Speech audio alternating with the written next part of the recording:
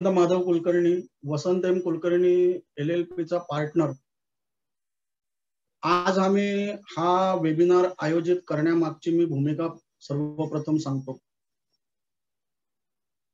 की पिजिम इंडिया नावाचा एक भारतामध्ये म्युच्युअल फंड आहे आणि जगभरात पिजिम इंडिया हा रिटायरमेंट सोल्युशन साठी ओळखला जातो. सेवानिवृत्त नियोजन ही जगभरात जी संकल्पना एक रूढ आहे, या संकल्पनेला भारतामध्ये फारसा परिचय लोकांशी झालेला नाही. कारण भारतामध्ये आतापर्यंत केंद्र किंवा राज्य सरकार किंवा सैन्य हे सगळ्यात मोठे एम्प्लॉयर किंवा सगळ्यात मोठा वर्कफोर्स, चाकरमनी, नोकरदार त्यांच्याकडे काम करायचे आणि या सगळ्या लोकांना पेन्शन मिळते. आणि म्हणून भारतामध्ये सरकारी नोकरी का हवी, तर सरकारी नोकरीमध्ये पेन्शन मिळते आणि त्यामुळे रिटायरमेंट सोल्युशन किंवा सेवानिवृत्ती नियोजन या गोष्टीशी फारशी लोक परिचित नाही. तर पिजिम इंडियाने भारतामध्ये एक सर्वेक्षण केलं आणि त्या सर्वेक्षणामध्ये अनेक धक्कादायक संकल्पना पुढे आल्या. त्या धक्कादायक संकल्पना अशा आहेत की लोकांना आपल्याला सेवानिवृत्तीसाठी किती पैसे लागणार याबद्दलच काही कल्पना नव्हती.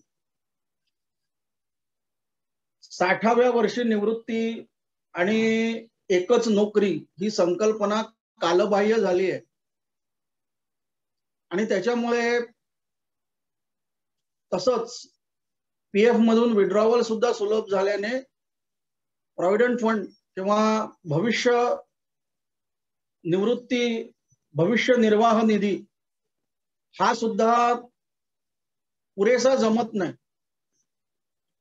एकत्र कुटुंब पद्धतीचा ऱ्हास होत चाललेला आहे. या सर्वेक्षणात असं पण आढळलं की जी लोक एकत्र कुटुंब पद्धतीत राहतात ती स्वतःला सेवानिवृत्ती पश्चात सुरक्षित समजतात आणि यासाठी रिटायरमेंट प्लॅनिंग गरजेचं आहे. Next slide. दुसरी अशी गोष्ट आढळली की या सर्वेक्षणात भाग घेतलेली लोक ही आज जगतात, आजच्यासाठी जगतात, भविष्यातल्या गोष्टीची फारशी चिंता करत नाही. साहजिकच चंगळवादी जीवनशैलीमुळे बचत फारशी राहत नाही आणि बचत न राहिल्याने एकतर दुसऱ्या बाजूला सामाजिक सुरक्षित नाही जशी अमेरिकेमध्ये आहे तशी, आणि बचतीची सवय मोडल्याने भारत हा कधी काळी बचतकर्त्यांचा देश होता. पगारामधल्या किंवा उत्पन्नातल्या 35% रक्कम ही भविष्यासाठी तरतूद केली जायची. परंतु आज असं झालेलं आहे की भारत हा बचतकर्त्यांचा देश राहिलेला नाही. साहजिकच वेगवेगळी आकर्षणं किंवा वेगवेगळ्या गोष्टींसाठी पैसे खर्च होतात. नेक्स्ट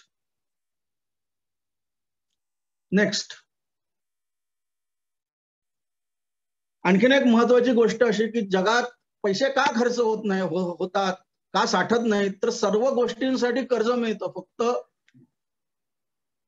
सेवानिवृत्ती पश्चात खर्चासाठी कर्ज मिळत नाही. अगोदरचा पगारातला मोठा हिस्सा कर्ज फेडण्यामध्ये खर्च होतो आणि त्याच्यामुळे बचत राहत नाही. हा एक महत्वाचा मुद्दा लक्षात घेतला पाहिजे. नेक्स्ट.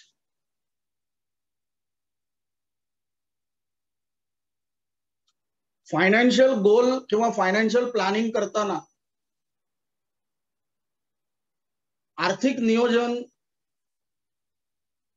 आर्थिक नियोजनात निवृत्ती पश्चात नियोजन हा सगळ्यात प्राधान्यक्रमात शेवटचा असलेला भाग आहे. प्रत्यक्षामध्ये जेव्हा तुम्हाला पहिला पगार मिळतो त्या वेळेपासून सेवानिवृत्ती नियोजन करायला हवं, कारण आपण रिटायर कधी होणार हे आपल्याला माहिती असतं. नेक्स्ट बहुतांश भारतीयांकडे रिटायरमेंट फंड नाही. 51% लोकांपर्यंत पर्यायी स्त्रोत आहेत, पण 49% लोकांपर्यंत त्याने आर्थिक नियोजन फारसं गंभीरपणे घेतलेलं नाही. नेक्स्ट. आणि म्हणून हा वेबिनार घेण्याचा आमचं उद्देश आहे. या वेबिनारची संकल्पना किंवा या वेबिनारचं स्वरूप असं असेल की मी हे तुम्हाला वेबिनार आम्ही का आयोजित केला यामागची भूमिका सांगितली. माझे सहकारी लीना आहेत, त्या ऍक्च्युअल रिटायरमेंट प्लॅनिंग म्हणजे काय आणि त्याची गरज या विषयावरती बोलतील. रिटायरमेंटच्या कॅल्क्युलेशन वरती स्वाती रेणापूरकर बोलतील आणि काय करावं आणि काय करू नये याच्याबद्दल पूजा बोलतील. असे आम्ही चौघं या वेबिनार मध्ये भाग घेणार आहोत.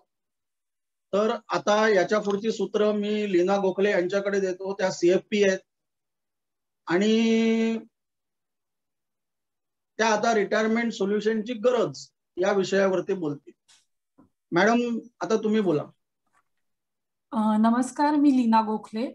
मी आज तुमच्याशी रिटायरमेंट रेडीनेस प्रोसेस, त्याच्या समोरील आव्हानं आणि त्याचे फायदे डिस्कस करणार आहे. निवृत्ती म्हणजे काय? तर आला दिवस आपल्याला हवा तसा आनंदाने घालवण्याचा, आपल्या आवडीनिवडी जपण्याचा काळ म्हणजे निवृत्ती. हा काळ सर्वांसाठी खरंच आनंददायी आणि तणावरहित असावा. आता अशी आनंददायी निवृत्ती खरंच शक्य आहे का? तर हो. म्हणतात ना, God save those who save themselves. आपण नीट नियोजन केलं, शिस्तबद्ध सेव्हिंग आणि गुंतवणूक केली तर आपली रिटायरमेंट ही निश्चितच आनंददायी होऊ शकते. आपल्या आयुष्याच्या 3 स्टेजेस असतात. पहिली स्टेज असते डेव्हलपमेंट स्टेज, म्हणजे 1 ते 25 वर्ष. या स्टेजमध्ये आपण शिक्षण घेतो आणि बाहेरच्या कॉम्पिटिशनसाठी स्वतःला सक्षम बनवतो. साधारण 23-24व्या वर्षी नोकरी लागते. आपण अर्थार्जन सुरू करतो. पुढे साधारण 58 वयापर्यंत आपली ॲक्युम्युलेशन फेज असते, म्हणजे आपण आपल्या विविध गरजांसाठी आणि भविष्यासाठी उत्पन्न घेत असतो आणि वेगवेगळ्या गोष्टींसाठी ते वापरत असतो. आता मला इथे सांगावंसं वाटतं की साधारण 23 ते 30 वयोगट जो असतो ना, तेव्हा उत्पन्न असतं, पण आपल्यावरती तितक्याशा जबाबदाऱ्या नसतात. त्यामुळे या वयोगटातल्या व्यक्ती खरं तर आपल्या भविष्यासाठी आणि आपल्या रिटायरमेंटसाठी आपल्या उत्पन्नातला मोठा भाग सेव्ह करू शकतात, पण त्या वयातनं हे इतकंसं गांभीर्यानं घेतलं जात नाही. साधारण 28 ते 32 वयामध्ये लग्न होतं. लग्न झालं की पुढे 20 वर्ष आपल्यावरती कौटुंबिक जबाबदाऱ्या असतात. आपल्याला मुलांच्या शिक्षणासाठी खर्च करावा लागतो. आपण जर का घरासाठी लोन घेतलं असेल तर त्याचे हफ्ते फेडावे लागतात. त्यामुळे या वयोगटातल्या व्यक्ती त्यांच्या उत्पन्नातला मोठा भाग हा खर्चांवरती वापरतात आणि काही प्रमाणात ते सेव्हिंग करतात. मला इथे सांगावंसं वाटतं की आत्ताचा जो श्रोते वर्ग आहे, साधारण 48 ते 58 वयोगट, 50च्या पुढे 58 वर्षापर्यंत परत एकदा व्यक्ती हे जे 23 ते 30 वयोगटातल्या व्यक्तींसारखीच परिस्थिती अनुभवतात, कारण तोपर्यंत त्यांच्यावरच्या कौटुंबिक जबाबदाऱ्या कमी होऊ लागतात. त्यांची मुलं शिकून स्वतःसाठी अर्थार्जन करू लागली असतात. त्यांनी जर का घरासाठी लोन काढलं असेल तर ते बऱ्यापैकी रिपे होत आलेलं असतं. परत एकदा ते त्यांच्या उत्पन्नाचा मोठा भाग हे त्यांच्या भविष्यासाठी बाजूला काढू शकतात. जर कुणाकडनं रिटायरमेंटसाठीची इन्व्हेस्टमेंट किंवा उपाययोजना राहून गेल्या असल्या तर त्यांनी 48 ते 58 वयामध्ये त्या गांभीर्यानं घेणं गरजेचं आहे. Next slide. आता निवृत्ती निधी उभारण्याची जी प्रोसेस असते ना, ती सापशिडीच्या खेळासारखी असते. आपण सगळ्यांनी सापशिडीचा खेळ खेळलाय लहानपणी. या खेळात आपण फासे टाकतो, एक एक घर पुढे सरकत आपल्या टार्गेट पाशी म्हणजे 100व्या घराकडे आपण आपली वाटचाल करतो. आता होतं काय की या खेळात आपल्याला कधीतरी शिडी येते. शिडी आली की आपण आपल्या टार्गेट पर्यंत वेगाने पोहोचतो. तर कधी आपल्या वाटेमध्ये अडथळे म्हणजे साप येतो आणि आपण परत आपल्या टार्गेट पासून दूर फेकले जातो. त्याच पद्धतीने आपली जी रिटायरमेंट निधी उभारण्याची प्रोसेस आहे ना, त्यातही काही अडथळे असतात, तर काही शिड्या असतात. आता मी तुम्हाला सांगते की शिडी म्हणजे काय. तर आपल्याला आपल्या कुटुंबाकडनं काही मालमत्ता मिळाली, म्हणजे इनहेरिटन्स मध्ये काही इस्टेट मिळाली, किंवा आपण आपल्या शिक्षणाच्या जोरावर, आपल्या अनुभवाच्या जोरावर अधिक पगाराची नोकरी मिळवली, तर आपलं सेव्हिंग वाढतं. पर्यायाने आपण आपलं रिटायरमेंटचं टार्गेट लवकर अचीव करू शकतो.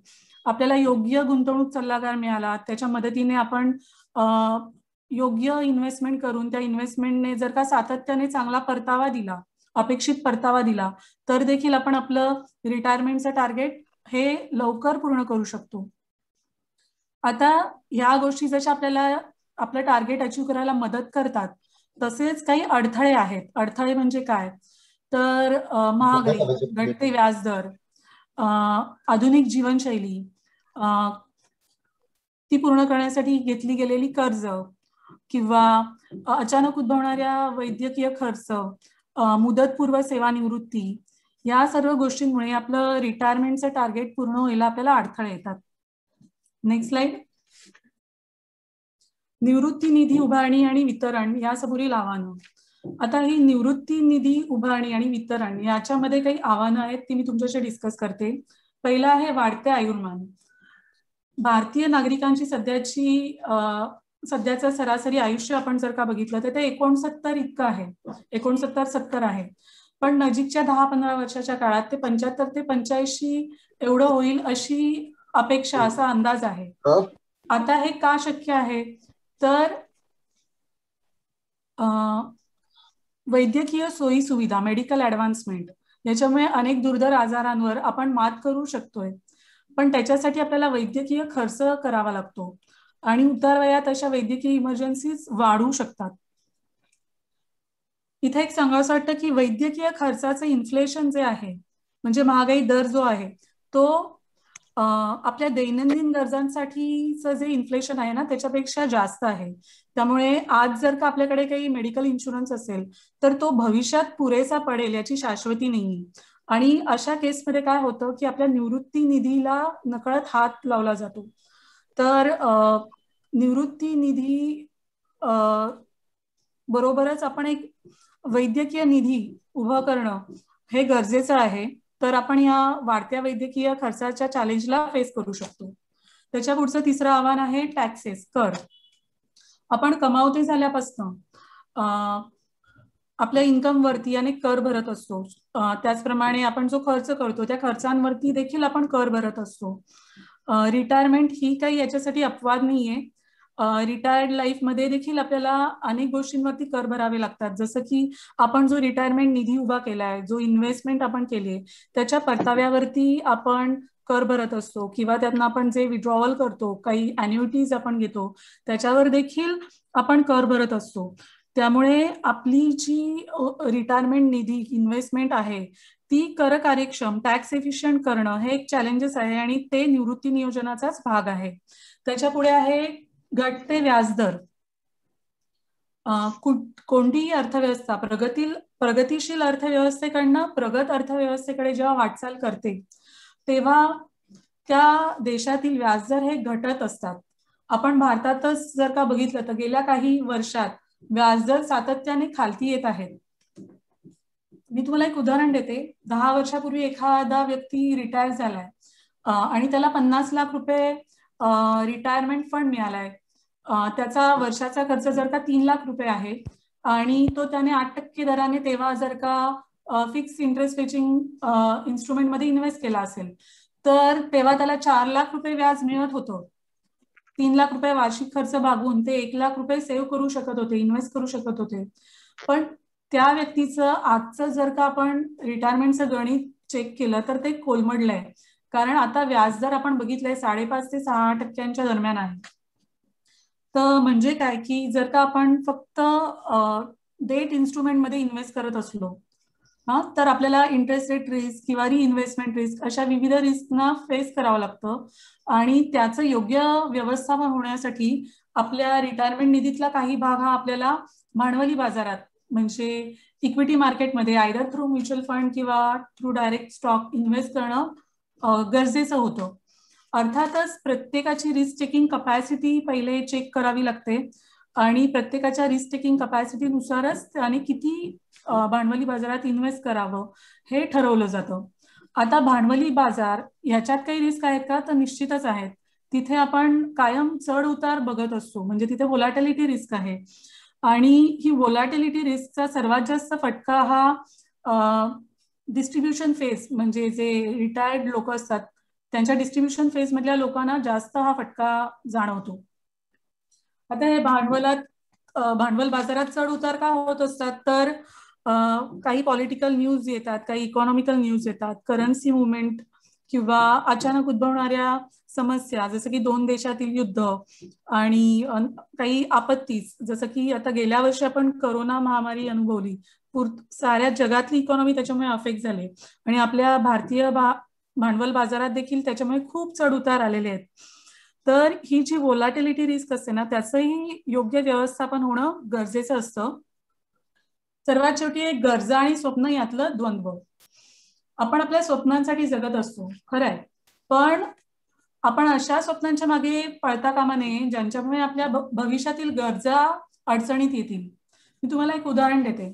आमचे एक क्लायंट आहेत, ते रिटायर झाले, त्यांना 1 कोटी रिटायरमेंट फंड मिळाला कंपनीकडनं, तो त्यांच्याकडे इन्व्हेस्ट करायला अवेलेबल होता.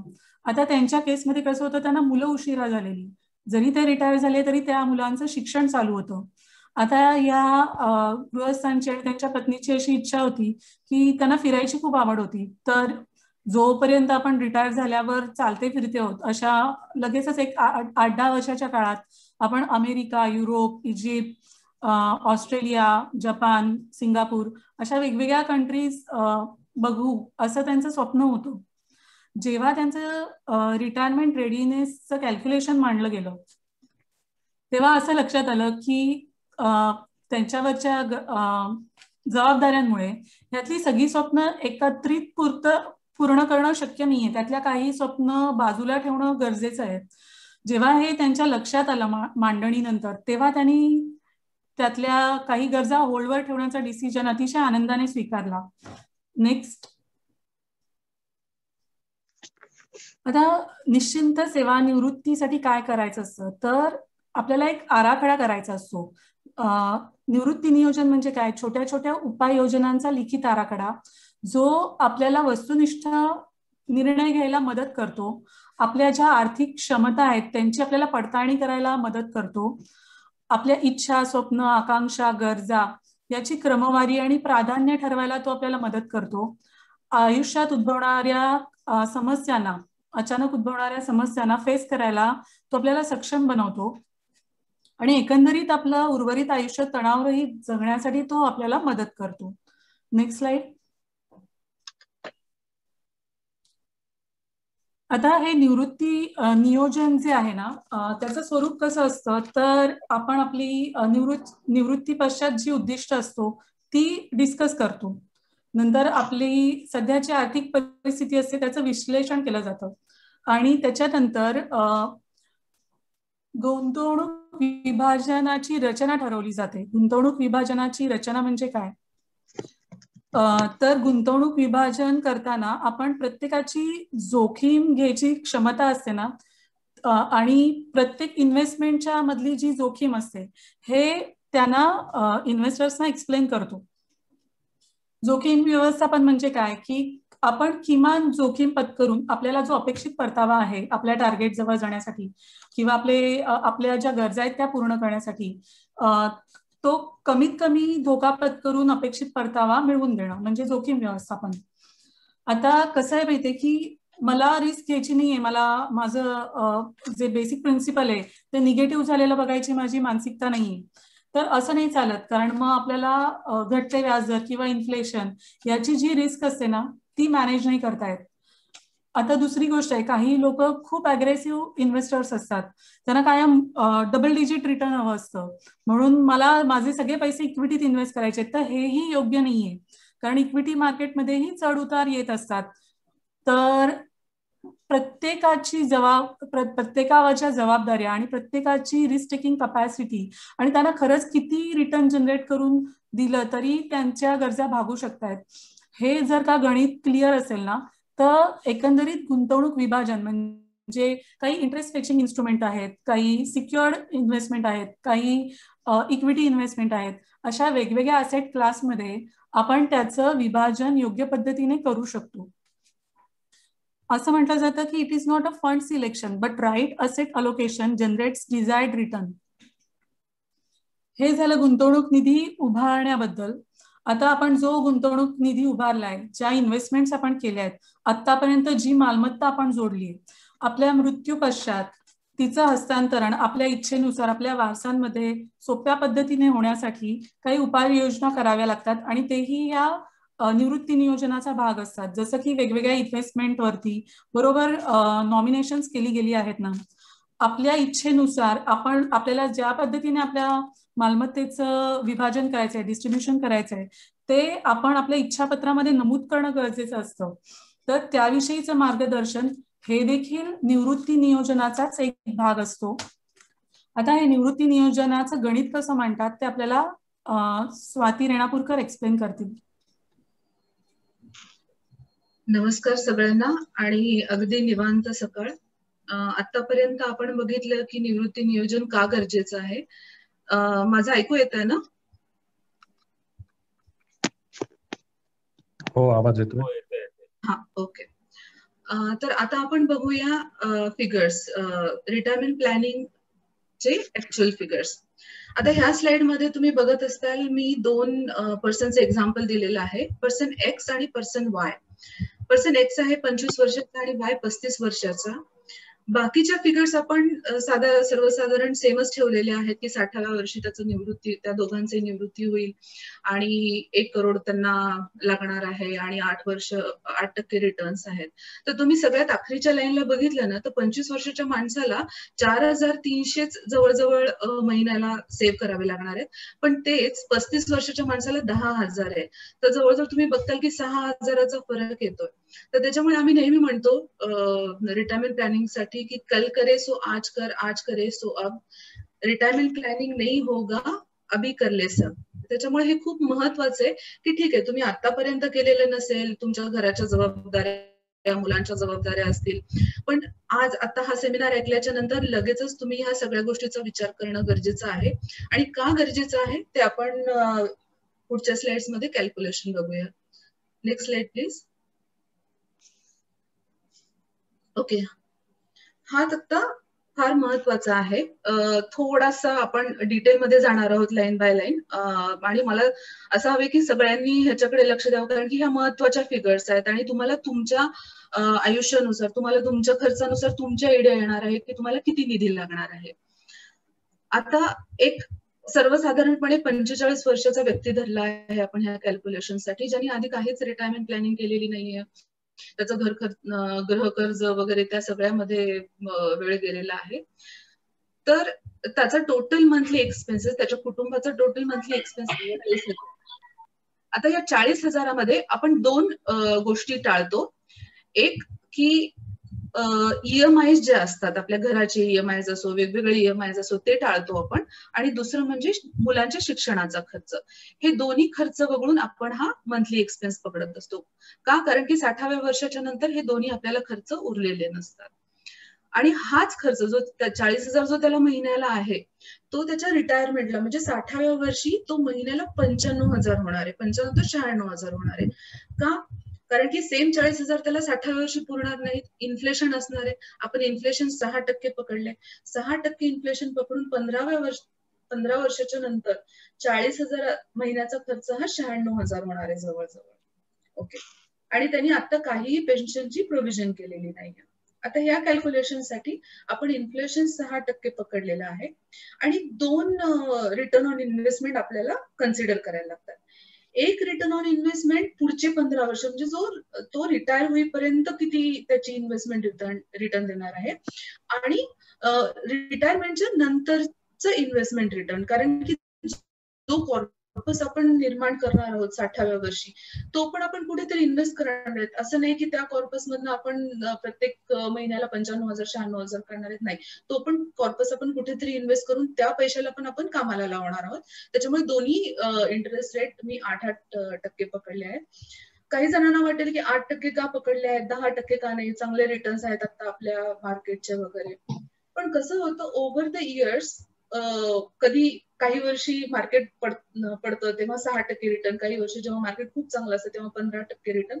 तर आम्ही असे एक ऍव्हरेज आउट करून 8% रिटर्न कन्सिडर केलेला आहे. त्याच्या रिटायरमेंटला 15 वर्ष आहेत आणि त्याची लाईफ एक्सपेक्टन्सी म्हणजे त्याचं आयुर्मान आपण 85 वर्ष धरले, म्हणजे त्याला 60व्या वर्षापासून ते 85व्या वर्षापर्यंत तो या रिटायरमेंटच्या पैशावरती जगणार आहे. पुढची फार महत्वाची फिगर आहे की net returns during retirement years. आता हे कमी का दाखवले, जवळजवळ 2%. आपण आता तुम्ही म्हणताल आपण 8% बोलू, आपण हे 2% का कन्सिडर करतोय, कारण की जर का आपण इन्फ्लेशन रेट ऑफ रिटर्न मधनं डिडक्ट केले तर साधारण 2% आपल्याला रिटर्न मिळतो. फॉर एक्झाम्पल 100 रुपयाच्या इन्व्हेस्टमेंट वरती जर का त्यांनी 8 रुपये मिळवलेले असतील तर 8 रुपयापैकी 6 रुपये ही महागाई खाऊन टाकते. त्याच्यामुळे आपण ऍक्च्युअल रिटर्न्स तुमच्या इन्व्हेस्टमेंट वरचे फक्त 2% होतात. आता ह्या सगळ्या फिगर्स कॅल्क्युलेट करून त्याचा रिटायरमेंट कॉर्पस जो त्याला लागणार आहे 60व्या वर्षी तो 2,29,49,000 होतोय. प्रेझेंट प्रोव्हिजन ऑफकोर्स त्याची काही नाहीये, त्याच्यामुळे ऑफकोर्स त्याला आपल्याला हीच फिगर घेऊन आपल्याला इन्व्हेस्टमेंट आणि प्लॅनिंग करावी लागणार आहे. आता काही लोक म्हणतात की ठीक आहे मॅम, आम्ही ठीक आहे काही सेव्हिंग केली नसेल पण आमच्याकडे वडिलोपार्जित जमीन आहे, गोल्ड आहे, ते विकून आपण ह्याचं सगळं प्लॅनिंग करूया. तर त्याच्यासाठी सुद्धा तजवीज असते. तर त्यांनी समजा आता त्याच्याकडे काहीच केलेलं नाही, आपण त्याला 2,29,49,000 किती द्यावं लागतील जेणेकरून मला 15 वर्ष निधी मिळते. तर आता त्याला लमसम इन्व्हेस्टमेंट 72,34,000ची इन्व्हेस्टमेंट करावी लागेल 8% रिटर्न नुसार, जेणेकरून त्याला अजून 15 वर्षाच्या नंतर 2,29,00,000 रुपये मिळतील. आता ठीक आहे, काही व्यक्ती असतात की ठीक आहे आमच्याकडे लमसम नाहीये, वडिलोपार्जित जमीन नाहीये, पण ठीक आहे आजपासून मी ती प्लॅनिंग करायला तयार आहे, तर मला पुढच्या महिन्यापासून किती तजवीज करावी लागणार आहे. तर मंथली इन्व्हेस्टमेंट ह्या गोष्टीसाठी लागणारी जी आहे ती 65,000 ते 66,000 आहे जवळजवळ. तर तुम्ही याच्याकडे लक्ष द्या की तुमचा जर का महिन्याचा खर्च 40,000 आहे आणि तर जवळजवळ 1.5 सेव्हिंग तुम्हाला करावी लागणार आहे तुम्ही उशिरा स्टार्ट केल्यामुळे, 45व्या वर्षी स्टार्ट केल्यामुळे तुमचा रिटायरमेंट कॉर्पस जमवण्यासाठी. आपल्याला साधारण काय वाटते की हा ठीक आहे ना, आहे ना, होईल ना, तर असं नाही. ह्या फिगर फार महत्वाच्या आहेत आणि डोळे उघडणाऱ्या आहेत. आता दुसऱ्या पुढच्या कॉलममध्ये तुम्ही बघायला गेलं तर आम्ही थोडंसे इलुस्ट्रेशन देतो तुम्हाला की ठीक आहे आता इन्फ्लेशन 6% आहे, फाईन, काही हरकत नाही, पण पुढे काही जाऊन पॉलिटिकल हालचाली झाल्या, कोरोनासारखं संकट आलं, सगळं जग बंद पडलं, तर त्यावेळेस इन्फ्लेशन जेव्हा 10% होईल तेव्हा काय कॅल्क्युलेशन होणार आहे. आपण बाकीच्या सगळ्या गोष्टी सेम ठेवलेल्या आहेत आणि फक्त इन्फ्लेशन 10% केलेलं आहे. तर तुम्ही बघताय की 65,000च्या ऐवजी मंथली तुम्हाला जवळजवळ 1,04,000 सेव्ह करावे लागणार आहेत आणि लमसम मध्ये पण चेंज झालेला आहे. जवळजवळ तुम्हाला 1,14,000 रुपये 11 लाख रुपये सेव्ह करावे लागणार आहेत. ओके, तर पुढच्या याच्यात बघायला गेलं तर पुढच्या कॉलम मध्ये आपण बघूया. आता इन्फ्लेशनचं झालं. इन्फ्लेशन हा एक फॅक्टर आहे जो फरक पाडू शकतो. आता अजून एक फॅक्टर आहे जो खूप मोठा फरक पाडू शकतो तुमच्या रिटायरमेंट प्लॅनिंग मध्ये, ते म्हणजे गुड ऍडवायझर. गुड ऍडवायझर जो असतो तुम्हाला योग्य दिशेने मार्गदर्शन करतो. जसं लीनाने सांगितलं की खूप ऍडवायझर्स जे म्हणतात तुम्हाला की आम्ही तुम्हाला 20% रिटर्न देऊ, 40% रिटर्न देऊ, पण मग त्याच्यामध्ये कसं होतं की सगळेच पैसे डुबून जातात. पण गुड ऍडवायझर काय करतो की तुमची इन्व्हेस्टमेंट एकाच बास्केटमध्ये न ठेवता असेट अलोकेशन व्यवस्थितपणे करतो. तर जर का तुम्ही बघितलं असेल बाकीच्या फिगर्स आपण सेम ठेवलेले आहेत आणि रिटर्न बदललेले आहेत. रिटर्न कुणामुळे बदललेले? गुड ऍडवायझरमुळे. जवळजवळ 12% रिटर्न बिफोर रिटायरमेंट आणि 12% रिटर्न आफ्टर रिटायरमेंट जरी आपण कन्सिडर केले तर लास्ट 2-3 रोज मध्ये तुम्ही बघितलं असेल तर मंथली सेव्हिंग ऑलमोस्ट हाफ झालेली आहे हो मंदार सर, ती चुकून फिगर झाली आहे, ती माझी चूक आहे, जवळजवळ बरोबर आहे.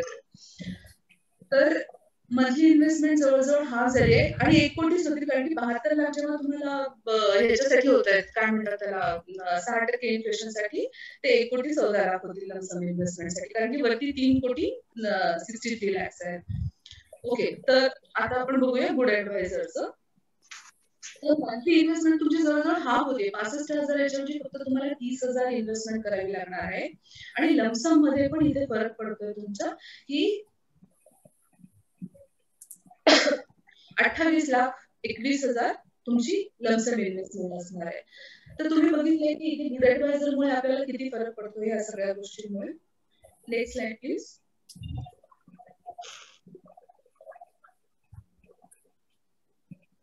ओके, आता हे झालं सगळं थिअरॉटिकल. तुम्ही म्हणताल हो असं होऊ शकतं, तसं होऊ शकतं. तर आम्ही काय केलं, आम्ही एक आमचे क्लायंट आहेत, त्यांचं नाव बदलून आणि त्यांच्या परवानगीने आम्ही त्यांचा रिअल लाईफ डेटा घेतला, म्हणजे की एक खरी जिवंत केस ज्याला म्हणतो आपण ती घेतली. त्यांचं वय वर्ष साधारण 55 आहे, त्यांची रिटायरमेंट 60व्या वर्षी होणार आहे आणि त्यांच्या सांगण्यानुसार आम्ही त्यांची लाईफ एक्सपेक्टन्सी 100 धरली. ते चांगल्या हेल्थ मध्ये आहेत आणि कुणालाही जास्त अभिमान नसण्याची अपेक्षा असते ती आम्ही पूर्ण करणार आहोत. आता मिस्टर ए चे एक्झिस्टिंग असेट्स काय आहेत? Public provident 7.8 lakh, employee EPF त्यांचा 29.2 लाख आहे, एनएससी केपीबी मध्ये 3.35 लाख, म्युच्युअल फंडामध्ये 34 lakh, cash in hand 1.3 lakh. आणि त्यांच्या लायबिलिटीज आता राईट नाव काही नाहीये, पण त्यांना पुढच्या वर्षी कार घ्यायची आहे, कारण की त्यांनी आम्हाला सांगितलं की मी पूर्ण आयुष्य लोकली प्रवास केलेला आहे, आता माझ्यावरती काही जबाबदाऱ्या नाहीये आणि मला माझी स्वतःची 4 व्हीलर घ्यायची. मी ओके, काही हरकत नाही. तर त्याच्यासाठी सुद्धा आम्ही तजवीज केलेली ही प्रपोज पुढच्या वर्षीची लायबिलिटी आहे. आणि इथेच तुमचं प्लॅनिंग आम्हाला आहे की खरंच म्हणजे माझी जी स्वप्न आहेत, लीनाजी सांगत होती की स्वप्न आणि तुमच्या रिटायरमेंटच्या गरजा हे बघणं पण फार महत्वाचं आहे, की खरंच मला घेता येईल का आणि त्याच्यानंतर माझी रिटायरमेंट होईल का. इन्फ्लेशन रेट गुड ऍडवायझर मुळे कमी नाही होत सर, कारण की इन्फ्लेशन रेट हा जो असतो ना, आणि आपण एक काम करूया, प्रश्न आणि उत्तराचं सेशन झाल्याच्या नंतर घेऊया, तेव्हा सगळे उत्तर देऊ आपण. आता I will just go through flow continue करते मी. तर प्रपोज कार लोनचा ईएमआय त्यांचा जवळजवळ 21,000 रुपये येतोय आणि त्यांची मंथली सेव्हिंग आता त्यांच्या पगारामधनं 22,000 पर मंथ ही म्युच्युअल फंडाची एसआयपी करतात आमच्याकडे. Okay, next slide please. Cash in hand त्यांना किती आहे? ओके, आणि त्यांचं इन्कम आहे 90,000 पर मंथ आणि त्याची अजून एक काय म्हणतात त्याला इन्कम येणार आहे त्यांच्या 60व्या वर्षी 4 लाख एलआयसी एंडोमेंट पॉलिसीचे. त्यांचा एक्सपेन्स आहे आताचा करंट लिव्हिंग एक्सपेन्स 44,500. त्याच्यामध्ये आम्ही insurance premium, health insurance premium include करतो. तुम्ही पण हे नेहमी लक्षात ठेवा की जेव्हा केव्हा तुम्ही तुमचा एक्सपेन्स कन्सिडर करणार आहात त्यावेळेला तुम्ही इन्शुरन्स प्रीमियम पण कन्सिडर करा, कारण की हे हेल्थ इन्शुरन्स प्रीमियम तुम्हाला नंतर पण द्यावे लागतात, म्हणजे 60व्या वर्षी पण द्यावे लागतात. आणि त्यांचा एस्टिमेटेड रिटायरमेंट एक्सपेन्स 36,000 आहे. त्याच्यात पण आपण इन्शुरन्स प्रीमियम इन्क्लूड केलेला आहे, जेणेकरून आपल्याला एक्झॅक्टली कळेल की किती साठीची प्लॅनिंग करायची आहे. Next slide please. ओके, आता हे झालं जमा खर्च वगैरे वगैरे. आता त्यांचे आपण फायनान्शियल गोल बघूया. त्यांना कार घ्यायची आहे, कारसाठी त्यांना 2 कंपोनंट पाहिजेत, एक डाऊन पेमेंट 2 लाखाचं आणि त्यांचा जो ईएमआय येणार आहे. तर propose car purchase down payment त्यांना 2 लाख करायचंय 2022 साली, जे त्यांच्या पीपीएफ मधनं आपण घेणार आहोत.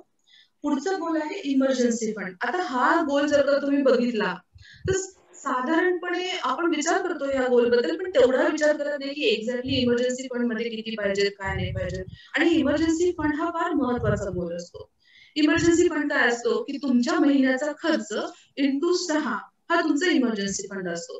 का? कारण की उद्या चालून काही कुठे संकट आलं, कौटुंबिक, सामाजिक, आर्थिक कोणतेही संकट आलं तर तुमचं घर तुमच्या आर्थिक विवंचनेतून चालत राहावं, म्हणजे ज्याला आपण म्हणतो की रोजची भाजी पोळी वरण भात हा प्रकार चालत राहावा आणि त्याचा लोड तुम्हाला जो काही तुमच्यावरती संकट आलेलं आहे त्याच्यातनं निघताना त्याची भ्रांत राहू नये की अरे बाबा नाही मला आज संध्याकाळी गेलं तर मला जेवायला नाही, ही भ्रांत राहू नये. तुम्हाला 6 महिने मिळावेत कोणत्याही संकटातनं वापस बाहेर येण्यासाठी तुम्हाला किंवा तुमच्या कुटुंबाला, आणि ह्याच्यासाठी आपण इमर्जन्सी फंड मेंटेन करतो. हा एक वर्ष emergency सहा fund महिने काय? हा इमर्जन्सी फंड आपण नेहमी लिक्विड फॉर्म मध्ये ठेवावा. म्हणजे तुमचे एफडी असेल किंवा बेस्ट वे तुम्ही लिक्विड फंडात ठेवावा, जेणेकरून तुम्हाला ऑनलाईन रिडम्पशन केलं किंवा इव्हन 24 ते 48 तासामध्ये तुम्हाला हा इमर्जन्सी फंड मिळू शकतो. पाहिजे ओके, आणि हा इमर्जन्सी फंड आपण ते त्यांच्यासाठी 6 महिने म्हणतात, 12 महिने म्हणतात. अरुण प्रभुने सर, तुम्ही कोणाचं अनम्यूट असेल तर म्यूट करता का प्लीज? हा, थँक्यू. तर हा जो इमर्जन्सी फंड आहे, आता त्यांच्या हातात जी कॅश आहे 1.3 लाखाची, ती इन्व्हेस्ट करून जवळजवळ 60व्या वर्षी आपण तो इमर्जन्सी फंड मेंटेन करणार. आणि हा emergency fund through out life आपल्याला मेंटेन करायचा असतो. सो एव्हरी 5 वर्षांनी आपण बघायचं की इन्फ्लेशननुसार तो इमर्जन्सी फंड इंटू माझा मंथली एक्सपेन्सेस मेंटेन झालाय का नाही ते. आता पुढचं आहे त्यांचं कार EMI. जो 21,000चा त्यांचा EMI आहे तो त्यांच्या इन्कम मधनं डिडक्ट होणार आहे, कारण की 3 वर्षामध्येच आपण त्यांना कर्जमुक्त करणार आहोत कारच्या EMI. आता सगळ्यात महत्वाचा जो पुढचा गोल आहे ज्याच्यासाठी ते आमच्याकडे आले होते, ते रिटायरमेंट प्लॅनिंग. आता मागच्या बिहाइंड द सीन्सच्या फिगर न दाखवता ह्या 2 फिगर महत्वाच्या आहेत की त्यांचं कन्सिडरिंग त्यांचं लेट रिटायरमेंट प्लॅनिंग आणि वयोमान जे आयुर्मान अपेक्षित आयुर्मान ते कन्सिडर करतायत, त्याच्यासाठी त्यांना लागणारा रिटायरमेंट कॉर्पस हा 9,52,80,000 आहे जवळजवळ. आणि त्यांच्या सगळ्या इन्व्हेस्टमेंट कन्सिडर करून, म्हणजे आपण अगदी बेस्ट टू बेस्ट छान व्यवस्थित अगदी बॅलन्स याच्यामध्ये जरी आपण इन्व्हेस्ट करायचं ठरवलं तरी प्रोजेक्टेड अमाऊंट त्यांना अवेलेबल असणार आहे 4,69,46,46,000. जर का तुम्ही बघितलं असेल याच्यामध्ये, तर जवळजवळ आपल्याकडे त्यांची तरतूद, रिटायरमेंट प्लॅनिंगची तरतूद ज्याला म्हणतो, ती 50% झालेली आहे. त्याच्यामुळे ही काळजीची गोष्ट आहे. आणि त्याच्यासाठी ऑफकोर्स त्याच्यासाठी वेगवेगळ्या गोष्टी असतात की काय करावं लागेल. ते एकदा तुम्ही रिटायरमेंट प्लॅनिंग सुरू केलं की आम्ही तुम्हाला ऍडवाइस करतो. Next slide please. आता बघितलंय आपण की दोन्ही याच्यामध्ये जवळजवळ 50%चा फरक आहे. त्याचा अर्थ काय होतो की ठीक आहे, 50%पर्यंतच माझी तयारी आहे. या गोष्टीचा अर्थ काय होतो? तर या गोष्टीचा अर्थ असा होतो की त्यांचा जो कॉर्पस आहे, रिटायरमेंट कॉर्पस, ते जेव्हा 89 वर्षाचे होतील तेव्हा तो संपून जाणार आहे टोटली. जर का ते देवदयेनी चांगल्या हेल्थमुळे 89व्या वर्षाच्या नंतर जगले, तर त्यांना त्यांच्या मुलांकडनं, मित्रांकडनं, म्हणजे विविध गोष्टींकडनं त्यांना पैसे घ्यावे लागणार आहेत. आणि ऑफकोर्स त्या वयामध्ये पैसे कुणाकडनं घेणं, कुणावरती डिपेंडंट राहणं हे कुणालाही आवडणार नाही. त्यामुळे आमचा सल्ला तुम्हाला नेहमी असतो की तुम्ही बघून घ्या की तुम्हाला किती कॉर्पस लागणार आहे, तुमचं आयुर्मान किती, तुमच्या गरजा किती, हे ऍटलीस्ट माहिती असलं की आपल्याला हो प्रॉब्लेम आहे, सोल्युशन तर येतच. एकदा कळालं की आपल्याकडे प्रॉब्लेम आहे, सोल्युशन द्यायला आम्ही आहोतच. त्याच्यामुळे तुम्ही प्लीज रिटायरमेंट प्लॅनिंग सिरियसली घेऊन ऍटलीस्ट कॅल्क्युलेशन करावं, हे जाणून घ्यावं की किती पैसे लागणार आहेत मला. आणि दुसरी सगळ्यात महत्वाची गोष्ट, आता या कॉर्पस मध्ये आपण 2 खर्च जे प्रामुख्याने होतात उतार वयामध्ये, ते कन्सिडर केलेले नाहीयेत. ते आहेत मेडिकल ऍडव्हर्सिटीज. आता मेडिकल ऍडव्हर्स त्यांच्याकडे ऑफकोर्स मेडिक्लेम आहे, पण बऱ्याच वेळेला काय होतं, उतार वयामध्ये तुमच्या मेडिकल एक्सपेन्सेस खूप होतात. फॉर एक्झाम्पल, पाय घसरून तुम्ही पडला तर जेव्हा हिप रिप्लेसमेंट वगैरे होते, तेव्हा ती हिप रिप्लेसमेंट जी होते ती तुमच्या मेडिक्लेम मध्ये सफिशियंट नसते. त्यासाठी तुम्हाला ऍडिशनल तुमचे पदरचे पैसे घालावे लागतात. डेंटल खर्च असतो, बऱ्याच वेळेला तुम्हाला डेंटलसाठी विमा मिळत नाही. डेंटल खर्च आज तुम्ही साधारण बघायला जरी गेलं तरी 10 ते 15,000 फक्त स्टार्टिंग आहे रूट कॅनलची आणि नंतर. त्याच्यामुळे हा खर्च पण कन्सिडर करणं महत्वाचं आहे. आणि उद्या जेव्हा हा खर्च मेडिक्लेम मधनं निघत नाही, तर 60व्या वर्षाच्या नंतर हा खर्च तुम्ही कुठून काढता? तर ऑफकोर्स तुमच्या रिटायरमेंट कॉर्पस मधनं काढता. दुसरा महत्वाचा खर्च जो आपण जास्त विचार करत नाही, तो म्हणजे तुमचा लिजरली ऍक्टिव्हिटीज. आता लिजरली ऍक्टिव्हिटीज मध्ये बऱ्याचशा गोष्टी येतात. तुमचं ट्रॅव्हल येतं, तुमचा एखादा छंद जोपासणं येतं, किंवा तुमची नातवंड झालेली असतात त्यावेळेला, तर नातवंडांना गिफ्ट करणे, मुलाच्या अॅनिव्हर्सरीला गिफ्ट करणे, अशा ह्या सगळ्या गोष्टी लिजर ऍक्टिव्हिटी मध्ये येतात. आणि जेव्हा तुम्ही रिटायर झालेले असतात तेव्हा तुम्ही अगदी खूप खुश असता, छान असता, अरे नाही ह्यांना गिफ्ट करू, आपण त्यांना गिफ्ट करू, त्यांच्यासाठी हे करू, ते करू, आपल्यासाठी हे करू. आणि एवढ्या सगळ्या ह्याच्यात तुम्हाला असं कळत नाही की तुम्ही तुमचा रिटायरमेंट कॉर्पस कमी करत जाताय. समजा आपण आपल्या मिस्टर एच्या केसमध्ये ह्या दोन्ही गोष्टी कन्सिडर केल्या आणि एक सर्वसाधारण खर्च केला, तर आम्ही आमच्या कॅल्क्युलेशन नुसार असं होतंय की त्यांनी थोडी जरी दोन्ही गोष्टीमध्ये इन्व्हेस्ट केलं तर 89व्या वर्ष सोडाच, पण त्यांचा कॉर्पस जवळजवळ 75व्या वर्षी संपून जाईल आणि त्यांना अगेन मग त्यांचा मुलगा आहे ऑफकोर्स, मग मुलावरती डिपेंड राहणं किंवा मग राहतं घर विकून भाड्याच्या घरात जाणं, हे सगळं करावं लागणार आहे, जे आपल्याला करायची इच्छा नसते, कुणालाच करायची इच्छा नसते. त्यामुळे माझा सल्ला असेल की प्रत्येकाने लगेचच रिटायरमेंट प्लॅनिंग सुरू करावी आणि चांगल्या ऍडवायझरचा सल्ला घ्यावा. आम्ही आहोतच तुमच्या सगळ्यांसाठी. थँक्यू. माझ्या नंतर माझी कलीग पूजा तुम्हाला आता याच्यानंतर सांगणार आहे की हे जे सगळं कॅल्क्युलेशन आहे त्याच्यासाठी डूज अँड डोंट्स काय आहेत ते. Good morning all. शुभप्रभात सर्वांना. आता आपण पाहूयात की जगाचे जे सरासरी आयुर्मान आहे हा 72.81 वर्ष आहे, तर भारताचा आयुर्मान हा 59.8 वर्ष आहे आणि गेल्या मागील 100 वर्षामध्ये सरासरी आयुर्मानात एक वाद होत आहे. आता सेवानिवृत्ती नियोजन न केल्यास आपल्या वाढत्या आयुर्मानात आपण जिवंत असतानाच पैसा संपून जाऊ शकतो आणि सध्या आपण पाहतो की महागाई एक खूप उंच पातळीवरती गेलेली आहे.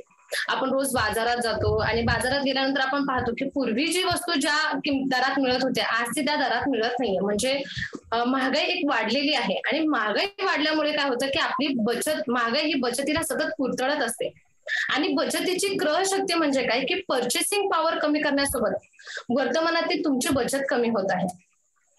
आता दरमहा जर आपण 10,000ची SIP 30 वर्षांसाठी केली आणि समजा आपल्याला 10% रिटर्न्स मिळाले, ह्या 10% रिटर्न्स मध्ये आपले जे मूल्य असेल हे 2,26,04,879 असेल, पण याच काळात जर महागाईचा दर 5% कमी असेल तर तुमचे बचतीचे मूल्य सरळ 50% कमी झालेले असेल आणि ह्यामुळे आपले अमाऊंट, आपले मूल्य पण कमी होतोय. 1,13,02,440 होईल. अशा रीतीने आपल्याला स्लाइड वरती दिसत आहे की हे महागाई हे वित्तीय नियोजनातील प्रमुख शत्रू आहेत, म्हणजे एकमेकांचे, हे इथे साध्य होते. Next slide please. आता मोस्ट ऑफ आपल्याला लोक मिळतात आणि ते लोक काय म्हणतात की मला शेअर बाजारात गुंतवणूक करायची नाही आणि म्हणजे घाबरतात. ते सरळ असं बोलतात ना, आपण अवॉइड करतो शेअर बाजाराला. आणि प्रत्येक भारतीयांची ही आवडतीची इन्व्हेस्टमेंट साधनं आपण म्हटलं तर बँकेमध्ये FD करणं, इन्शुरन्स पॉलिसी किंवा अदर जे प्रोडक्ट आहे PPF. आता हे प्रोडक्ट्स मध्ये लोक आवडीने गुंतवणूक का करतात? कारण हे जे सर्व प्रोडक्ट आहेत हे आपल्याला गॅरंटेड रिटर्न देतात आणि आपल्याला इथे कुठेतरी असं वाटतं की ही सेफ इन्व्हेस्टमेंट माझ्यासाठी आहे. पण ही सेफ इन्व्हेस्टमेंट एक महागाईपेक्षा 3 ते 4% आपल्याला कमी रिटर्न्स देतात आणि त्यामुळे काय होतं की आपली महागाई आणि आपली बचत हे दोघांचा मेळ बसत नाही आणि त्यामुळे आपली सेव्हिंग्स भरपूर असतात पण आपल्याला कुठेतरी असं वाटतं की माझी सेव्हिंग कमी पडते किंवा मी पैसे साचवण्यात कुठेतरी कमी पडत आहोत. Next slide please. आता स्थिर उत्पन्न आणि गुंतवणुकीमुळे बचतीची क्रयशक्ती घटते. थोडक्यात तेच म्हणजे बघा, आपण इन्व्हेस्टमेंट करतो, फिक्स रिटर्न घेतो आणि फिक्स रिटर्न्स घेतल्यामुळे आपली जी महागाई आहे त्याचा आणि महागाईचा मेळ बसत नाही, त्यामुळे आपल्याला कुठेतरी आपला पैसा कमी वाटू लागतो. Next slide please. आता बघा, वित्तीय विभाजन, रोकड सुलभता प्लस मुदतीची सुरक्षितता. आता थोडक्यात काय की आपल्याला आपली इन्व्हेस्टमेंट सेफ राहावं असं वाटतं, परंतु ह्यामुळे काय होतंय की आपण आपल्या एक संचयाच्या रिटायरमेंट नंतर संचयाच्या टप्प्यापासून वितरणाच्या टप्प्यापर्यंत आपण प्रवेश करत असतो. Next slide please. आता बरेचसे लोक, जसं मी तुम्हाला सांगितलं की शेअर बाजारमध्ये गुंतवणूक करायला ते घाबरतात आणि कुठेतरी असं वाटतं की नको बाबा, माझा प्रायमरी अमाऊंट जाऊ शकतो. तर आपण पुढच्या स्लाइड मध्ये पाहू की जेव्हा आपण FD मध्ये गुंतवणूक करतो तेव्हा गुंतवणुकीचे मूल्य कशा प्रकारे घटू शकतो. आता नेक्स्ट स्लाइड प्लीज. म्हणून थेट समभाग गुंतवणूक किंवा समभाग गुंतवणूक करणारे म्युच्युअल फंडात एक गुंतवणुकीचं आपण स्थान घ्यायला हवं. Next slide please. आता इथे तुम्ही पाहू शकता की रिटेल इन्फ्लेशन मागील 12 वर्षांमध्ये 100 रुपयाचे आजचे मूल्य हे 682 रुपये आहे आणि बाजूच्याच चॅटमध्ये आपण पाहिलं की मागील 100 वर्षांमध्ये 1000 रुपयाचे मूल्य आजचे मूल्य हे 4360.30 रुपये आहेत. म्हणजे आपण एक थोडक्यात फरक आपल्याला ह्या स्लाइड मध्ये दिसून येतोय की अशा गोष्टीने असं होऊ शकतो किंवा ह्या गोष्टी केल्यामुळे असं होऊ शकतं. Next slide please. आता सेवानिवृत्तीचा मार्ग निश्चित, आता प्रत्येकाच्या जीवनामध्ये खर्च आहे, प्रत्येक माणसाच्या आपले खर्च आहे किंवा महागाईच्या तुलनेत आपले खर्च आणि महागाई ह्या दोन्ही गोष्टींचा आपल्याला विचार करावा लागतो. आणि हा विचार करून आपण एक इन्व्हेस्टमेंटसाठी किंवा आपला जो तुम्ही असं म्हणू शकता की या सगळ्या गोष्टींचा विचार करून आपण आपल्या रिटायरमेंटसाठी एक पाऊल उचलायला हवं. Next slide please. आता लिखित वित्तीय नियोजन म्हणजे काय? थोडक्यात प्रत्येक माणसाच्या आयुष्यामध्ये खर्च असतो आणि आपण बघा कुठल्याही गोष्टी जेव्हा करतो प्रथम आपण प्लॅनिंग करतो आणि मग गोष्टी करतो आणि विदाऊट प्लॅनिंग मे बी कुठल्या गोष्टी सक्सेस होत नाही.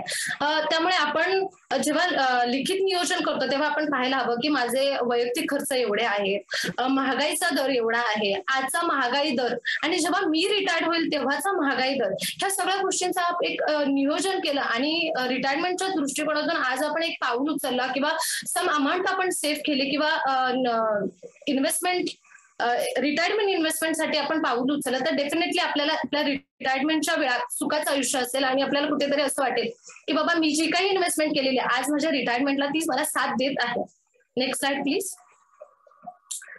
प्रत्येक माणूस पैसा कमवतो आणि पैसे कमवणे हे आपल्यासाठी काय वाटतं की प्राथमिक गरज, म्हणजे असं म्हणतात ना की आपल्या ज्या प्राथमिक गरजा आहेत त्यामध्ये पहिली गरज ही पैसे कमवणं आहे आणि प्रत्येक माणूस कमवतो आणि त्याला आपण खूप महत्व देतो की नाही आजचा उगवलेल्या प्रत्येक दिवसात आपण ठरवतो की माझे हे गोल्स आहेत, ह्या गोल्ससाठी मला एवढे पैसे माझे असायला हवे आणि त्या अकॉर्डिंग टू आपण काम करतो.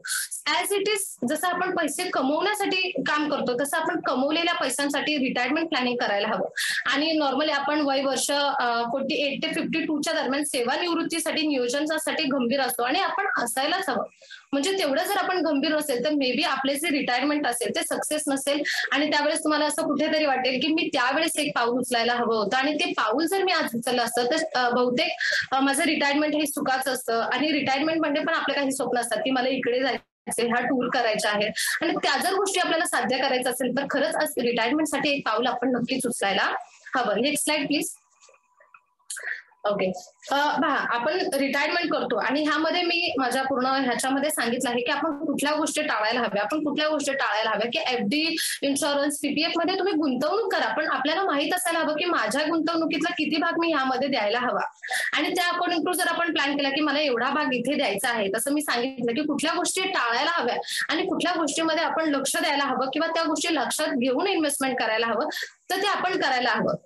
मी आशा करते की हा वेबिनार प्रत्येक माणसाने ऐकलाय आणि इथे जेमतेम 66 लोक ह्या वेबिनारला अटेंड झालेले आहे. म्हणजे थोडक्यात तुमचा प्रत्येकाचा एक तास जर आम्ही काउंट केला तर 66 तास आम्हाला मिळाले आहे आणि खरंच आम्ही आभारी आहोत या गोष्टीसाठी की 66 लोक ह्यामध्ये जॉईन झालेले आहेत. मी आशा करते की आपण सगळ्या गोष्टी ऐकलेल्या आहेत, बरेचसे इथे प्रश्न सुद्धा आलेले आहेत आणि या सगळ्या प्रश्नांचे निवारण होईल. सो आपण ऐकलं आहे आणि होप मी आशा करते की आपण प्रत्येक जण रिटायरमेंटसाठी एक पाऊल उचलाल आणि आम्हाला संपर्क कराल की आम्ही काय करायला हवं आणि आपल्या प्रत्येक प्रश्नाचं इथे निवारण केलं जाईल. पुढचा वेळ मला असं वाटतं की आपण प्रश्नवल्लीमध्ये द्यायला हवं. आपण प्रत्येकाने आपला प्रश्न एक करून विचारला तर नक्की आपल्याला प्रत्येकाचा प्रश्नाचं सविस्तर उत्तर मिळून जाईल. आणि मनापासून आभार की आपण एवढे लोक एवढा म्हणजे आपला मौल्यवान वेळ आम्हाला दिलेला आहे. Thank you so much. नमस्कार, आपण आता प्रश्नवल्ली सुरू करूया. मिस्टर वीरेंद्र तळेगावकर विचारतायत, हल्ली वयाच्या 40-45 दरम्यान निवृत्तीचे वेध लागतात. अस्थिर उत्पन्न आणि नियमित जीवनशैलीत या वयात निवृत्ती बरोबर कसे नियोजन करावे? पहिली गोष्ट अशी आहे की पहिल्या पगारापासून निवृत्तीचं नियोजन केलं पाहिजे.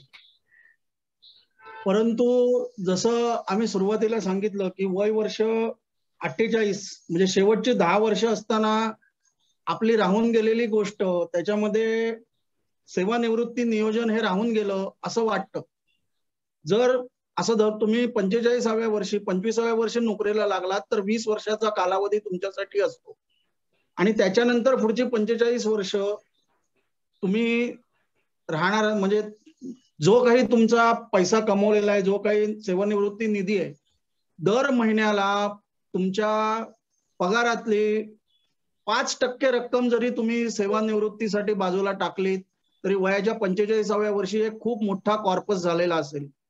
दुसरी अशी गोष्ट की चंगळवादी जीवन हे आज सगळ्यात अडचणीचं ठरतंय. मला हे पाहिजे, मला ते पाहिजे, मला तर गरजा आणि चैन याच्यामधला फरक जाणून घ्यायला हवा. मला असं वाटतं की या दोन गोष्टी म्हणजे पहिल्यापासून सातत्याने बचत करणं सेवानिवृत्तीसाठी आणि चंग आणि गरज, चैन आणि गरज याच्यातील सीमारेखा जर निश्चित केली तर 45व्या वर्षी सेवानिवृत्ती घेणं सहज शक्य होईल. सर, मंदार दीक्षित विचारतायत, गुड ऍडवायझरमुळे इन्फ्लेशन रेट कमी का होईल? असं आहे की आता मी थोडा अध्यात्माकडे तुम्हाला नेतो. असं म्हणतात की येणारी संकट टाळता येत नाहीत, परंतु देवाचं नामस्मरण केलं तर त्या संकटावरती मात करण्याची आपली मानसिकता तयार होईल. गुड ऍडवायझर मुळे महागाईचा दर कमी होणार नाही, पण महागाईच्या दरावरती कशी मात करायची हे तुम्हाला नक्कीच गुड ऍडवायझर सांगू शकेल. आज अनेक लोक एफडी करतात आणि बँकेतले लोक तर विशेष एफडी करतात. आज जर त्यांनी ऍडवायझर असता तर नक्कीच त्या एफडी केल्या नसत्या.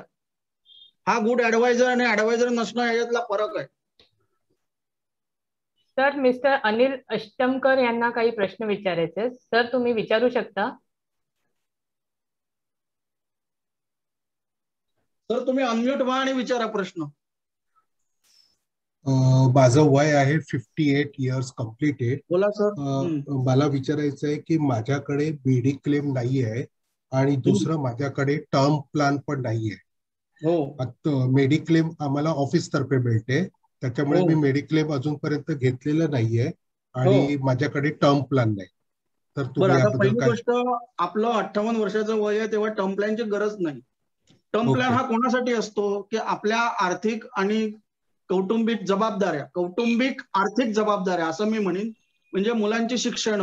थोडक्यात टर्म प्लॅन म्हणजे तिकीट काढून केलेला प्रवास. कधीही टीसी येऊ दे, टीसी म्हणजे मरण, कधी आला तरी माझ्या मागच्या लोकांची आर्थिक सुरक्षितताची मी पूर्णपणे काळजी केलेली आहे. तेव्हा या वयात तुम्हाला टर्म प्लॅनची आवश्यकता नाही. मेडिक्लेम तुम्ही जसं म्हणालात की तुम्ही बँकेतर्फे तुम्हाला मेडिक्लेम मिळतो, तर त्याच्यामुळे तुम्हाला मेडिक्लेमची तशी आवश्यकता नाही.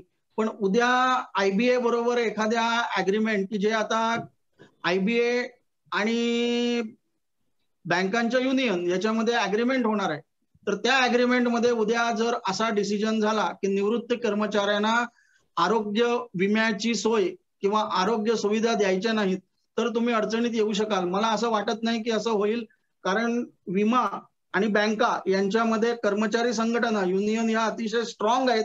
तेव्हा कर्मचाऱ्यांना त्रास होईल असं काही होणार नाही असं मला वाटतं. त्यामुळे तुम्हाला टर्म प्लॅन आणि मेडिक्लेम नसला तरी तुमच्या जीवनामध्ये फारसा फरक पडणार नाही आणि तुम्ही त्याच्यामुळे तुमचं अडणार नाही. संजय ठोसरे, तुम्ही तुमचा प्रश्न विचारू शकता. आवाज येतोय सर? हो, आम्हाला येतोय आवाज. मला असं म्हणायचंय सर की आता माझं वय 52 वर्ष आहे. पुला खरून बरंच पाणी वाहून गेलेलं आहे आणि फार पूर्वी कोणत्याही प्रकारची साक्षरता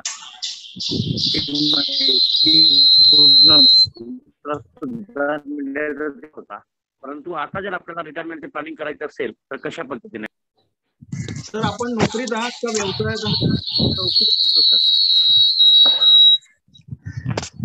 सर, आपण नोकरीत आहात का व्यवसायात आहात? नोकरी आहे माझी. बरं. पेन्शनेबल आहे का नॉन पेन्शनेबल आहे? पेन्शनेबल आहे. सर, मग मला असं वाटतं की आपल्याला काळजी करण्याचं काय कारण नाही, किंवा राज्य सरकार किंवा केंद्र सरकारच्या कर्मचाऱ्यांना आरोग्य सुविधा आणि पेन्शन या दोन्ही असते. तेव्हा आला दिवस पेन्शन मध्ये भागवायचा, ती पेन्शन वाढत असते 15 वर्षांनी 10 वर्षांनी प्रत्येक वेतन आयोग लागू झाल्यानंतर. तेव्हा आपल्याला तसं काळजी करण्याचं काही कारण आहे असं मला वाटत नाही. पण इथून पुढे एवढं लक्षात ठेवा की तुमच्या हातामध्ये 6 वर्ष आहेत, वय वर्ष 52-58 वर्ष सेवानिवृत्ती, तेव्हा 6 वर्षांमध्ये निदान 10% तुमच्या पगाराची सेवानिवृत्तीसाठी बाजूला करा. डॉक्टर सलीम, तुम्ही तुमचा प्रश्न विचारू शकता.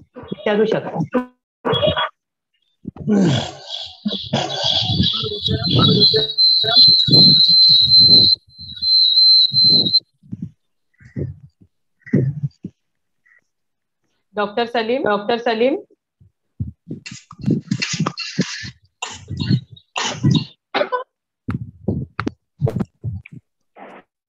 हॅलो. बोला सर. हा, येतोय आवाज? हो हो.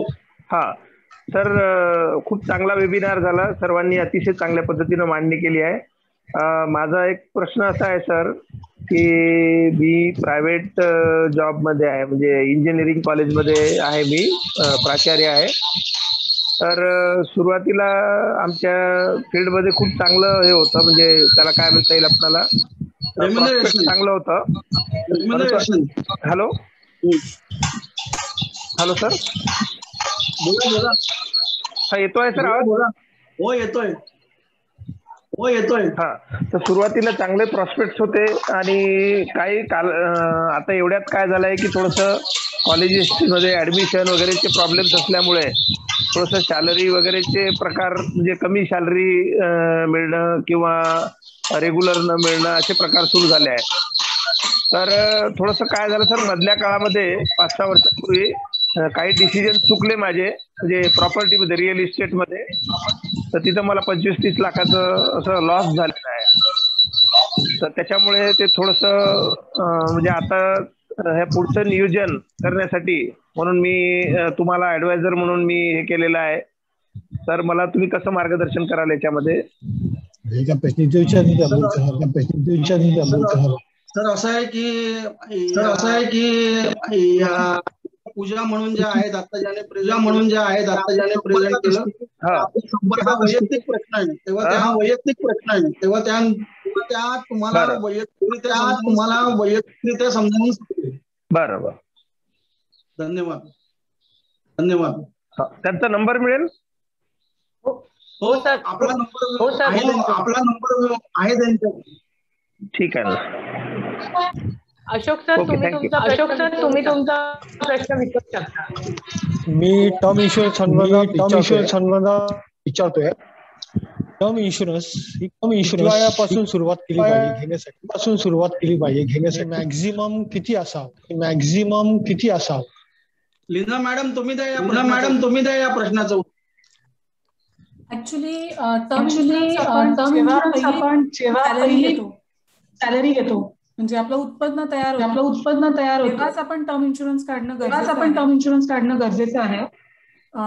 आणि आपण जो इन्शुरन्स घेतो तो आपल्या साधारण वार्षिक 25 मध्ये असला पाहिजे. Okay, thank you. Prakash Chavan sir, तुम्ही तुमचा प्रश्न विचारू शकता.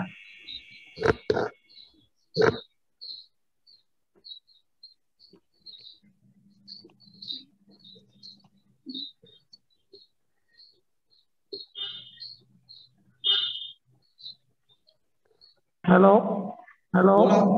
बोला. हा, नमस्कार सर, आवाज येतोय? हो सर. हा मॅडम, माझा असा क्वेश्चन होता की आपल्याला टर्म इन्शुरन्स साठी 5 लाख पुढे इन्कम पाहिजे, अॅन्युअल इन्कम. तर कमीत कमी मध्ये टर्म इन्शुरन्स काढता येईल का? प्लीज आपण सर्वांनी म्यूट करा, व्हॉइस रिपीट होत आहे. बरं, आता असं आहे की टर्म इन्शुरन्स मिळणार हे ठरलेलं असतं. वय आणि तुमचं म्हणजे कमी वयामध्ये उत्पन्नाच्या 20%, मधल्या वयामध्ये उत्पन्नाच्या 15% आणि त्याच्यानंतर उत्पन्नाच्या 10 पट एवढा इन्शुरन्स मिळतो. तेव्हा इन्शुरन्सचा कोट आम्ही तुम्हाला देऊ शकतो आणि त्याच्यावरून तुम्हाला किती टर्म इन्शुरन्स, किती रिस्क कव्हर मिळू शकेल हे सांगता येईल. हा सर, माझं तर आता 2,58,000 अॅन्युअली इन्कम आहे, तर मला करता येईल का सर? 25 लाखाचा टर्म इन्शुरन्स मिळेल. आपलं वय काय? माझं 32. मिळेल तुम्हाला 25 लाखाचा मिळेल, म्हणजे 20 ते 25 पट मिळेल. ऍक्च्युली मला असं सांगायचं आहे की तुम्ही जेव्हा इन्शुरन्स काढता ना, तेव्हा तुम्ही तुमचा फॉर्म वगैरे नीट बघा. तुम्ही कुठला तरी चांगला इन्शुरन्स सल्लागाराला जाऊन भेटा. तो तुम्हाला त्यातले काही बारकावे एक्सप्लेन करेल. म्हणजे फक्त आपलं एज्युकेशन किंवा आपल्या अॅन्युअल इन्कमच्या बेसिसवरती आपलं इन्शुरन्स पॉलिसी मिळतेच असं नाही. आपली फॅमिली हेल्थ हिस्ट्री किंवा आपल्या ज्या काही सवयी असतात त्यावरही बऱ्याच गोष्टी अवलंबून असतात. आपण केव्हा तरी इन्शुरन्सवरती एखादा सेमिनार करू, त्यात ते तुम्हाला जास्त सविस्तर सांगितलं जाईल. प्रत्येक केस टू केस डिफरंट असतं. फायनान्शियल अंडरटेकिंग आणि हेल्थ मेडिकल अंडरटेकिंग असे 2 भाग असतात इन्शुरन्सचे.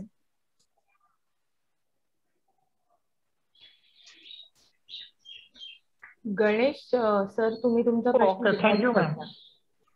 Hello, good morning. माझा प्रश्न असा आहे की नेक्स्ट 10 इयर्स साठी मला SIP चालू करायची, तर त्यासाठी काय हवं होतं बेसिक? आपल्याला कशासाठी गुंतवणूक करायची? मला पॅरलल माझा EMI चालू आहे. मी प्रायव्हेट सेक्टर मध्ये जॉब करतोय आणि पॅरलल मला बॅकअप म्हणून क्रिएट करायचं आहे नेक्स्ट 10 इयर्स साठी. सर, माझं म्हणणं असं आहे की सगळ्यात पहिल्यांदा तुम्ही कर्जाचा हप्ता वाढवा. कर्ज जर तुमचं 5 वर्षात फिटलं. नाही 15 वर्षात टर्न आहे. 15 वर्षात तुम्ही हप्ता डबल केलात की तुमचं कर्जाचा टेनोर कमी होईल ना, कालावधी. हो. तर तुम्ही म्हणजे ज्या मेलवरून तुम्हाला हे इन्व्हिटेशन आलं किंवा ग्रुपवरून, त्या ग्रुपवरती तुम्ही संपर्क करा. कारण हे सगळे प्रश्न असे आहेत की जे तुमच्याशी वैयक्तिकरित्या बोलून त्याची उत्तरं द्यावी लागतील.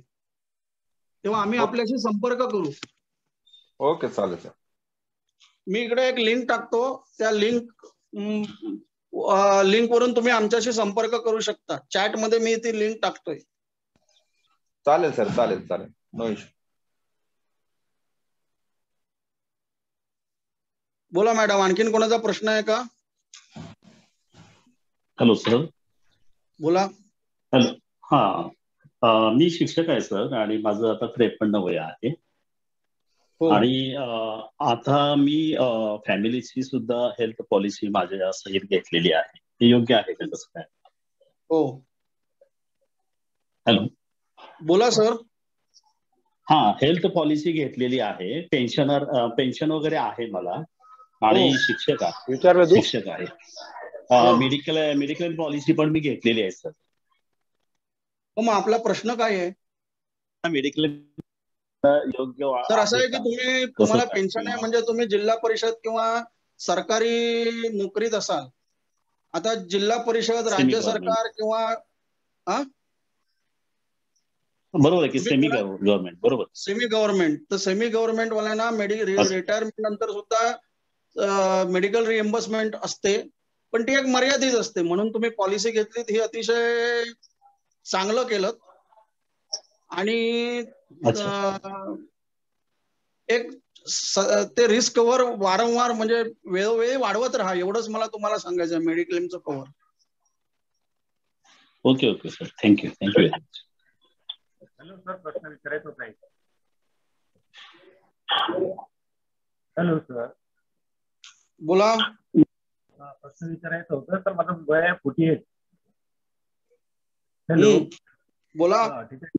आणि रिटायरमेंट प्लॅनिंगच्या बद्दल थोडंसं विचारायचं तर माझ्या सेव्हिंग आता एकदम कमी आहे, पण आता मला प्लॅनिंग करायचं आहे रिटायरमेंट, तेव्हा त्याचं मार्गदर्शन करायचं आणि आपल्याला SIP वगैरे शेअर मार्केटमध्ये जास्तीत जास्त सेव्हिंग करायची होती, त्याबद्दल माहिती पाहिजे होती सर मला. हो, आता असं आहे की सर, SIP हा अतिशय चांगला कन्सेप्ट आहे. आणि तुम्हाला मी जसं सांगितलं तसं SIP अमुक फंडात करा असं नसतं. कारण तुमच्या काही गरजा 3 वर्षाच्या असतील, काही गरजा 5 वर्षाच्या असतील आणि काही गरजा 10 वर्षाच्या असतील. तर त्यानुसार तुम्हाला पोर्टफोलिओ बनवून द्यावे लागतील. तुमचं रिस्क प्रोफाईल चेक करावं लागेल. म्हणून मी आता जी लिंक टाकली आहे चॅट बॉक्स मध्ये, त्याच्यावरती तुम्ही तुमचा प्रश्न क्लिक केलं की ते तुम्हाला सगळं विचारतील, कधी तुम्हाला आम्ही बोलू इच्छितो किंवा मी आपल्याशी वैयक्तिकरित्या संपर्क करीन. त्याच्यामध्ये मी तुम्हाला कधी फोन करायचा आणि तुमचा प्रश्न या 2 गोष्टी तो विचारेल, त्याची उत्तरं द्या, मी तुमच्याशी संपर्क करेन.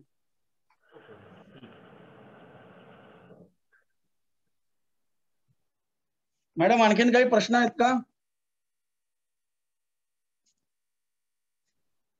तर सध्या कोणाला स्वतःहून विचारायचे तर ते विचारू शकतील. ठीक आहे, मग प्रश्न काही नाहीयेत तेव्हा आपण इकडे थांबूया. तुम्ही आमच्या कार्यक्रमाला चांगला प्रतिसाद दिलात. तुमच्या प्रतिक्रिया आम्हाला नक्कीच सुधारणेला वाव देतील. त्या योग्य सुधारणा आम्ही करू. फक्त मला एकच सांगू इच्छितो, हे वैयक्तिक प्रश्न किंवा वैयक्तिक मार्गदर्शन करण्याचं माध्यम नाहीये, हा मंच नाहीये. त्याच्यासाठी मी तुम्हाला लिंक दिलेली आहे आणि आम्ही नक्कीच आपल्याशी संपर्क करू. परत एकदा आपले आभार. आणि असे महिन्यातून 2दा वेबिनार आम्ही आयोजित करतो. याच्या पुढचा वेबिनार कधी आहे मॅडम? 18 तारखेला का? हो सर, 18 तारखेला आमचा वेबिनार आहे. ह्या क्वार्टरली म्युच्युअल फंडचे म्हणजे आता तिमाही संपली, तर गेल्या तिमाहीतल्या कामगिरीनुसार आमचे जे रेकमेंडेड लिस्ट ऑफ फंड आहेत, तर त्याच्यामध्ये काही बदल झालेत का आणि कुठले फंड नवीन आलेत, मग त्याचं हे या विषयावरती वेबिनार आहे. त्या वेबिनारला सुद्धा आपण आपला प्रतिसाद द्या, आपला सहभाग नोंदवा.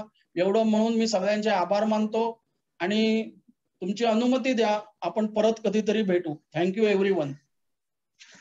Thank you sir. Thank you. Thank you madam. आता तुम्ही एंड करायला हरकत नाही.